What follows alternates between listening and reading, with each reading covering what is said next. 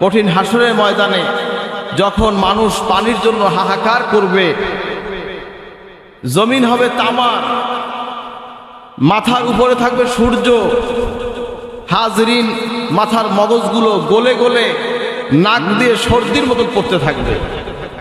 হাজরিন সেই কঠিন হাসরের দিনে মানুষ নাজাত পাওয়ার জন্য অস্থির হয়ে যাবে।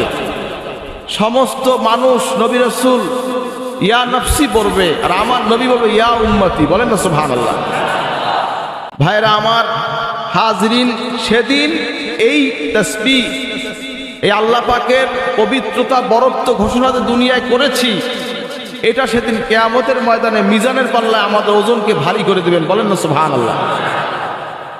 মুসলমান তার জবানে, তার চলায়, তার কথায় মুসলমানিত থাকতে হবে।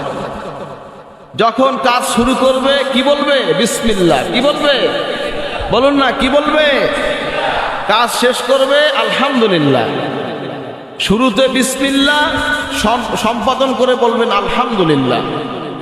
হাজরিন, আল্লাহ পাকের সৃষ্টি জগৎ দেখেছি, বলবো সুবহানাল্লাহ। হাজরিন, উপরে উঠবেন, প্লেনে ওঠেন, পাহাড়ে ওঠেন, সিঁড়িতে ওঠেন, কি বলবেন? আল্লাহু আকবার। কি বলবেন? আল্লাহু আকবার। যখন নামবো কি বলবো? সুবহানাল্লাহ। সামনে যখন চলবো কি বলবো? লা ইলাহা ইল্লাল্লাহ। হাজরিন, মুসলমানের পরিভাষা হবে, একজন মুসলমান আরেকজন মুসলমান দেখলে সালাম দিবে, আসসালামু আলাইকুম। তিনি জবাব দিবে ওয়া আলাইকুমুস সালাম। বলেন না সুবহানাল্লাহ। অন্য জাতি তাদের দেখা হলে সংগঠন আছে কি নাই, কি ভাই বলে কি না? হিন্দুরা কি বলে? কি বলে? এ ভাই কি বলে? আদাব বলে। বলে কি না? বলে কি না? হাজরিন, হাজরিন বিভিন্ন পরিভাষা আছে। সকালে আপনার ইহুদি খ্রিস্টান তাদের সাথে দেখা হলে, যারা ইংরেজ তারা বলে গুড মর্নিং। বলে কিনা ভাই? কি ভাই বলে কিনা? মুসলমান কি বলে? সাবাহাল খায়ের। ঠিক কিনা বলেন?